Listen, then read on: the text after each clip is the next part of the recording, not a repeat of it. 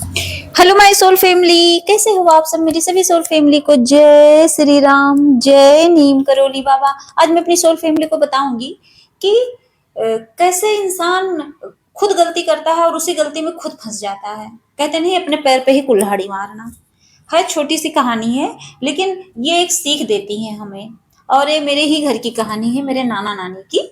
तो मैं इसलिए ये सब कहानियां बताती हूँ कि लोग घर में कितनी ऐसी सिचुएशन हो जाती है, इंसान करके भूल जाता है लेकिन कुछ सीख नहीं पाता। लेकिन आप विश्वास नहीं मानोगे, मैं अपनी लाइफ में मतलब जितने भी इंसिडेंट हुए हैं, हर एक इंसिडेंट से मैंने सीखा।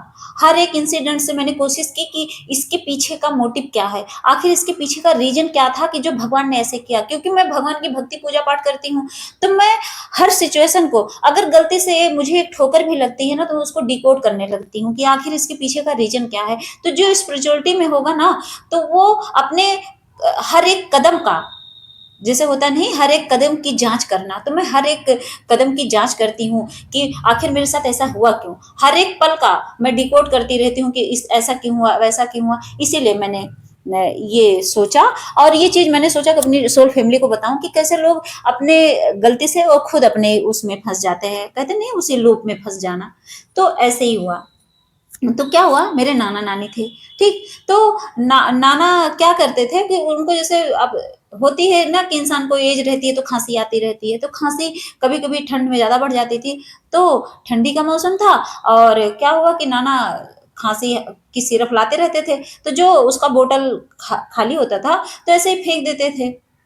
तो क्या हुआ कि एक दिन नानी जो है, अब उनको क्या, उनको हेडेक की प्रॉब्लम थी, उनको हेडेक होता रहता था हमेशा, सिर दर्द। तो जब सिर दर्द होता था तो ठंडा तेल मंगाती थी, जैसे हिमगंगे वगैरह, कोई भी ठंडा तेल मान के चलिए आप। तो ठंडा तेल वो मंगाती रहती थी। तो एक दिन क्या हुआ, वो ठंडा तेल सर में लगा रही थी, तो क्या हुआ अचानक से उसका जो ढक्कन था ना, वो गलती से टूट गया। अब टूट गया, अब वो सोची कि बिना ढक्कन के तेल कहाँ रखूं, कहीं गिर जाएगा, लुढ़क जाएगा। तो उनके दिमाग में आइडिया आया।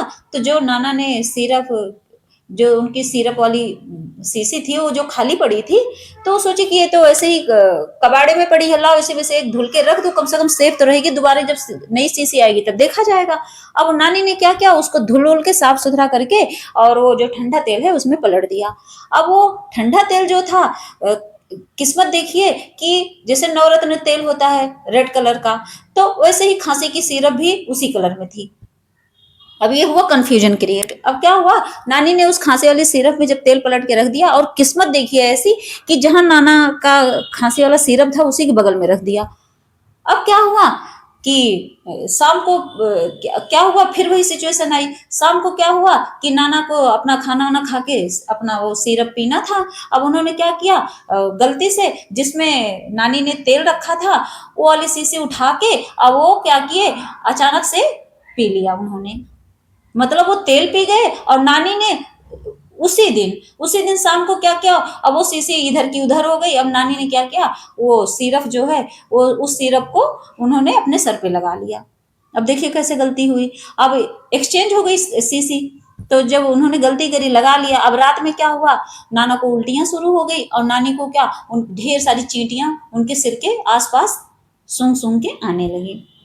तो फिर अब नानी के सर में जब काटना शुरू की, तो नानी एकदम परेशान। जब उन्होंने देखा, लाइट ऑन ऑन करी, अंधेरे में तो दिख नहीं रहा था, लाइट ऑफ करके सोए थे अंधेरे। जब लाइट ऑन करा, उन्होंने देखा कितनी चींटियां उनके सर पे हैं, मतलब जो घर में और लोग थे उन्होंने देखा कि हाँ इतनी ज्यादा चींटियां इनके सर में लगी पड़ी हैं, और नाना को उल्टी।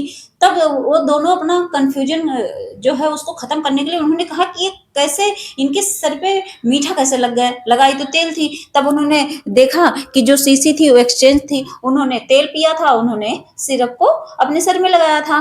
तो सोचिए, ये गलती ही तो थी, मतलब छोटी सी गलती थी, और उसको सिर्फ ना समझी की वजह से कंफ्यूजन क्रिएट हुआ, और दोनों लोगों को इस प्रॉब्लम का सामना करना पड़ा।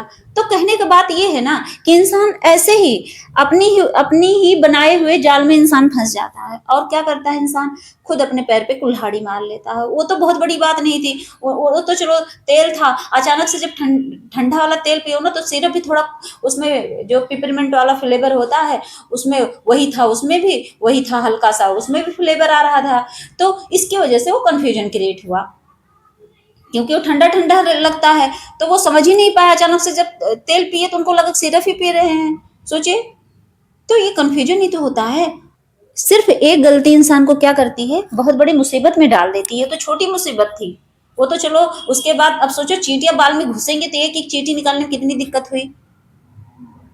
फिर सुबह धुले होंगे, नहाए होंगे। लेकिन मेरा ये कहने का मतलब है, इस चीज से मैंने एक चीज ये सीखा कि इंसान भले वो जानबूझ के कोई गलती ना करे, लेकिन मेरी बात लिख के रख लीजिए कि छोटी सी भी गलती आपको लगती है गलती नहीं है, लेकिन छोटी सी भी की हुई गलती जो है बड़ी समस्या में डाल सकती है। तो ये चीज हमेशा याद रखना कि गलती से भी कोई गलती करना ही नहीं। सबसे बड़ी बात तो ये लिख के रख लीजिए कि चाहे इंसान को लगे कि ये तो नॉर्मल है। अब क्यों, नानी ने तो सोचा कि नॉर्मल है, वो तो सोची नॉर्मल है। अगर उनको यही करना था तो हो सकता है उस बोतल को कहीं और रखना था, लेकिन दिमाग देखो कैसे काम नहीं किया। तो ऐसे ही इंसान का दिमाग काम नहीं करता, उनका ये यहाँ से सेंस मर जाता है। और उसके बाद क्या होता है, उसके बाद इंसान ऐसे लूप में फंसता चला जाता है, फंसता चला जाता है। वो तो छोटी सी बात थी, लेकिन यहाँ बड़े बड़े ऐसे कांड हो जाते हैं कि इंसान समझ नहीं पाता। जैसे मान लीजिए कोई रिलेशनशिप है, रिलेशनशिप में इंसान क्या करता है, मान लीजिए 2 मिनट के लिए आप शादीशुदा हो, ठीक, कोई भी मेल फीमेल, और कहीं गलती से किसी एक पर्सन से अट्रैक्शन हुआ, ठीक, और वो इंसान अपने आप को कंट्रोल ना कर पाए, उसके बाद क्या होगा, वो इंसान उसमें फंस गया गया इंटीमेट हो रहा है, मिल रहा है, जब मर्जी तब उसके साथ कहीं ना कहीं घूम रहा है, सब कुछ कर रहा है।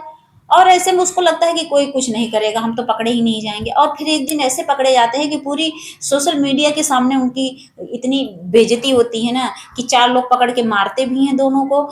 पता चला पत्नी जान जाए तो वो भी जाके मारती है, और कोई ना जान पाए, अगर मीडिया वाले जान गए तो क्या करेंगे कि सोशल मीडिया पे वायरल कर देंगे। तो इससे इज्जत किसकी जाती है, मतलब जो ये कर्म करते हैं उन्हीं की जाती है। तो इससे बचने का एक ही उपाय है कि उस चीज में फंसो ही ना। क्यों उस लूप में फंसना, आपके पास आपका पर्सन है तो नहीं फंसना है। तो ये चीजें बहुत ध्यान देने लायक है, क्योंकि जो इसमें फंस जाता है बहुत बुरी तरह फंसता है। तो हमेशा याद रखना, मैं ये स्टोरी इसीलिए बताई कि कैसे इंसान अपने ही बनाए हुए जाल में फंस जाता है। वो कोई जाल नहीं था, लेकिन मैंने एक चीज जरूर सीखी कि गलती से भी कोई गलती नहीं करनी। छोटी भी गलती होती है तो मुसीबत ही क्रिएट करती है। कोई भी चीज आप लिख के रख लीजिए, चाहे इंसान कुछ भी करे, लेकिन जो गलती जिस शब्द में गलती जुड़ जाए ना, वो चाहे इतनी बड़ी हो चाहे इतनी बड़ी, वो समस्या ही क्रिएट करती है। ये लिख के रख लीजिए। तो हमेशा इस चीज से बच के रहिए। और सबसे ज्यादा आपका मन भटकेगा तो उसको रोकना कैसे है, तो सबसे पहले तो आप भगवान के नाम जाप पूजा पाठ भक्ति में लगिए। जब तक आप भगवान को नहीं पकड़ेंगे, जब तक आप किसी ईश्वर के शरण में नहीं जाएंगे, तब तक आप पूरी तरह से अवेयर नहीं हो पाएंगे। क्योंकि सबसे ज्यादा इल्यूजन, सबसे ज्यादा भ्रम कौन पालता है, नेगेटिव एनर्जियां। जब हमारे अंदर नेगेटिव एनर्जी रहेगी तो हमें उल्टा ही काम कराएगी, हमसे उल्टा ही काम कराएगी। हम समझ ही नहीं पाएंगे कि हम कर रहे हैं कि कौन कर रहा है। आपको लगेगा कि जैसे आप किसी गलत जगह में फंस गए तो आपको लगेगा कि मैं जा रहा हूं, लेकिन नहीं, आपको नेगेटिव एनर्जी भरमा देती है।